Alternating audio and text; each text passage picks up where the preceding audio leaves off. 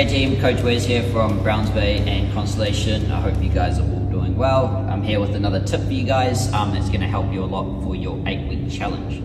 So as you can see, we have the Evolt here. The Evolt is a part of a machinery called BIA, which stands for Bioelectrical Impedance Analysis. That's just a fancy way of saying it's going to send a current through your body and we're going to measure water. Okay, so an easy way to show and explain how it works is we have two cell types here. We have a muscle cell and a fat cell. So a muscle cell is about 79-80% water as its cellular makeup, whereas a fat cell has about, well, no water. So what happens is when the current gets to a muscle cell, it can pass through it very easily because there's a lot of water to conduct the current.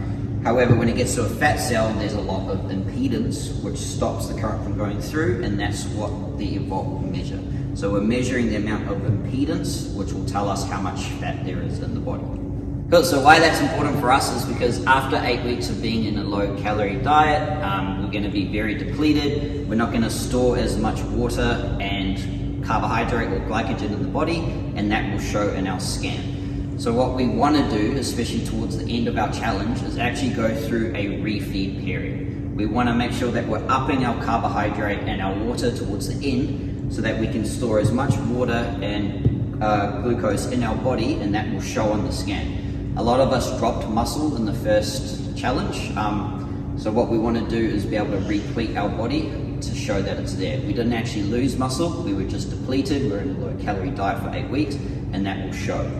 So when you store carbohydrate, you store it as glycogen. Most of that glycogen is stored in your muscle. For every 1 gram of glycogen, you store 2.8 grams of water. So if you're 200 grams glycogen depleted, you know that's 600 grams of water that you've lost, and that's going to show on the scanner. So we want to make sure we're upping those carbs, upping those waters towards the end, so that the scanner will show it all as muscle, and that our results will be better. Alright, BFT team, continuing on from the Evolt video, what we're going to go through now is why we should be scanning as repleted and rehydrated as possible. So on the screen right now, you'll be seeing one of my scans. This scan is done after a full week of water loading, Monday, Tuesday, Wednesday, Thursday, lots of water, and then on Friday I had no water, no food. I also did the cardio summit workout in thermals in a very hot class, so I completely dehydrated and removed all glycogen and carbohydrate in my body.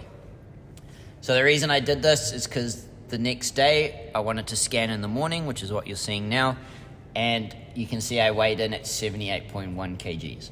So this is me completely dehydrated, no carbohydrate or glycogen store in my body, so I've got nothing left in me.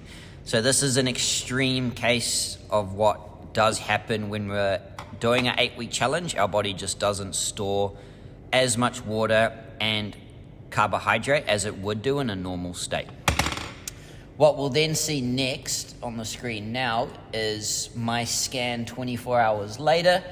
As you can see, I'm up 3 kgs. So what I did on the Saturday was eat everything and anything I could. Bad foods too. I ate pies, donuts, BK. I just ate everything and had as much water as possible. So if you can look, I went from 78.1 to 81.1 kgs in 24 hours. So I gained 3 kgs of weight. Now the best part about it was that I gained 2 kgs of muscle. So if we can go back to the first scan, you'll see 34.4. 24 hours later, I was 36.4. So in 2 hours, in 24 hours, I gained 2 kgs of muscle. I'm the best trainer in the world.